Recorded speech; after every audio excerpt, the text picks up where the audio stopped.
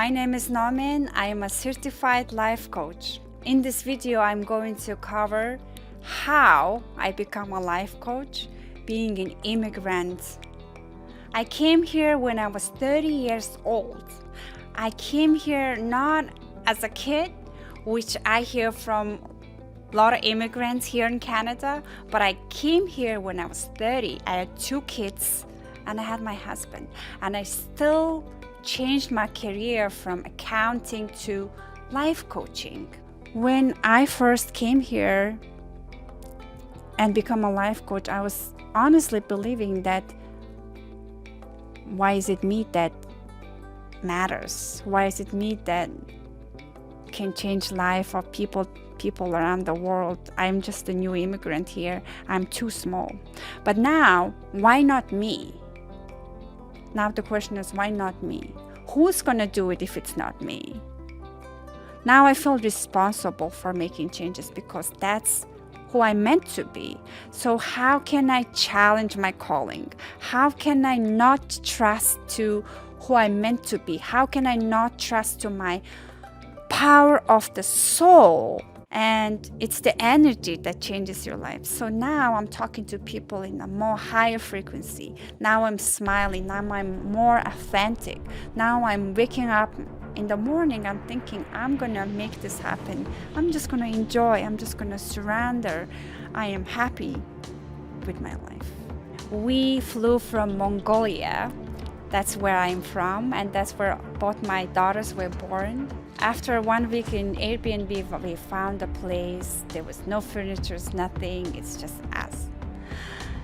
From then, it's been 3 years now. And when I sit here and reflect back, a lot of things have changed. And when I think about my daily routines, my daily life, it feels like most of the days were boring, stressful, long, uneventful. But when you think back and reflect for a longer period of time, a lot of things have changed. I did an accounting job in Toronto, but I switched it. I quit the work and I became a life coach. As much I have changed externally, I improved, I enhanced so much energetically. I became happier, I become more content, and I would say I wake up in the morning these days being excited about living this life, being excited about the possibility of making an impact in the world around me. I've learned what's unique and special about me. As a kid from 1990s born in Mongolia, the core of who I am hasn't changed, but who I believed to be me has changed. When I was back in Mongolia, I had lots of people around me. I have lots of friends, extended family. I was always in a traffic jam with a lot of people, a lot of honking. It's fabulous, fabulous life. As a young adult who is professional, who is chartered accountant, who is working in one of the big 4 auditing firms, I had a very busy life. To be honest, was under a lot of stress. I almost enjoyed stressing myself up because that's what my body has gotten used to. I used to living in such a stimulating environment where I wake up in the morning and I talk to people. I go crazy about the day. I'm so stressed at work. I go for drinks. I'm in traffic and I'm meeting my parents and I meet my husband. I have my daughter. Even when I had my first baby, I was out of my job because of my maternity leave, but I still managed to keep myself busy because now that I think, I'm so used to having a very high cortisol level. I'm so used to the stimulated environment where it's filled with pressure, stress, and my body just couldn't relax even when I was staying at home with my baby. The life that I was living is not a life that I'm supposed to live, because this is very high intensity. I had insomnia. I just couldn't get out. And when my second baby was born, I continued my maternity leave. And when my second baby was only 6 months old, we decided to move to Canada as a family. What's going to happen in Canada? We have no plans. We just land there and we'll see what happens from there. When we first moved to Canada, we lived in Ottawa. It's a very quiet city. So from crazy, busy life, we landed in such a calm and quiet city. So now it's just me with my 2 small daughters. My husband was looking for a job. Eventually he found a job. And now I no longer have that stimulating environment. And even though I was staying with 2 little kids, I was anxious. I tried to talk on the phone with my friends and family, but because of the timing difference, I couldn't do much. So what happened was I stressed myself out. I got so bored. I got high resentment of staying at home for too long, because that's not what I got used to. And I started applying for jobs. And because I had an experience at KPMG, I got a job at a very huge firm called Brookfield as an accountant. I got so happy for being being accepted as in my professional field. This is a huge milestone for immigrants, as you guys all know. And I was working there for full-time accountant, but it's such a huge, busy company. And then I realized I am back into my spot where I felt busy. I'm always complaining that how busy I am. I'm back to having insomnia. So when I was an accountant there, I decided to take a step forward and do some changes. I went through the life coaches, therapists, career consultants. I was doing a lot of research on my own. How can I change things? So I started learning all about taxes. Maybe I'll become a tax expert. Maybe I'll do something related to teaching English. But I knew that this is not going to be my thing.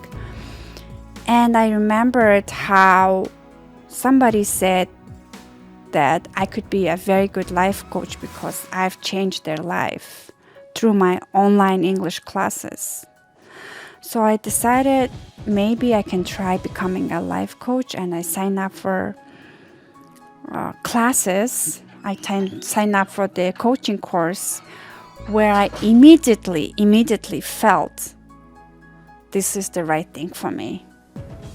And then when I started doing the peer coaching during my class, people started saying, I'm seeing a significant change. You are creating such an impact because I met you. I'm discovering something new about me.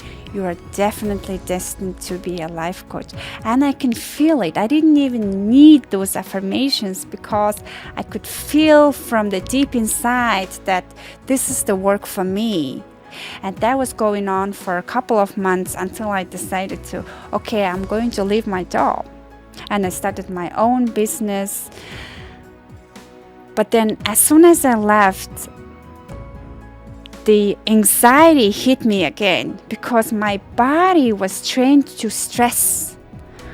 My whole life, I trained my body and my mind, my everything to live in a survival mode where I always had an active sympathetic nervous system. Now that I learned that, I feel I was damaging my body for a very, very long time. That's why the stress, the insomnia, the gut always told me, Nomin, stop this, you're too busy, calm down. But I couldn't because I got so used to it. And it was just me at home, doing no work, besides the peer coaching and free clients, sometimes it was just me. It was just me with my high anxiety body. Me with my mind that's always sad, always complaining. And I had to face myself. It was almost like I'm seeing myself for the first time. I'm meeting myself for the first time. A couple of months I stayed at home because it was so difficult to have such a high anxiety but no performance. I couldn't do anything because the only way I learned how to do things is when somebody pressured me, to give a lot of work for me. I tried to keep up with the pattern of busy life, but I couldn't because I was just too anxious. I didn't know what to do. I was under panic. So I started meditating. I took the longest meditations that was available out there, and I did that for months and months, where I meditate in the morning, I meditate in the daytime, I meditate in the evening. And I did my yoga. I had these affirmations. I didn't trust any of them, but that was the only way I can cope with myself. Otherwise, I'm just too anxious. And now that I think, the meditation helped me to adapt my body to a more calmer state. I was learning how to grow new ways of thinking. I was learning how to override my brain pathways into a more calmer one. Those times when I was sitting and meditating, I was changing my body biologically. From the outside, it seems like one person doing nothing at home, but that was the biggest gift I had given to me. Introducing myself to myself and then doing something to change my physiology, my biology, my mentality. And then when I show up every single day for myself, doing nothing but learning, meditating, surrounding myself with people that I love to learn from. Because I didn't have my friends, I didn't have people to party with, I didn't have my parents. I surround myself with new tribes of people who are on the internet talking about how the brain works, talking about how the body works, how the universe works, how all these authors. I was consumed with knowledge, wisdom. Those become my tribe. Those become my type of people. So what is happening now that I think, I also tell this to my clients, when you work with yourself, when you're on your own, you're creating yourself an opportunity to change your vibration, you uplift your energy. Now, after becoming calm, your body is getting used to adapting to your new normal, which is calm state. And when you're calm, biologically, we drag wisdom from ourselves. Answers come to us. We learn how to work with our bodies. We learn how to say positive things. We start believing in positive changes. We start believing in ourselves. That's how I started believing in me, that I can actually create changes. And if you're still listening, and if you're an immigrant here, I can guarantee that you will change. And because you know that you will change, you can decide to change consciously, choose how you're going to change.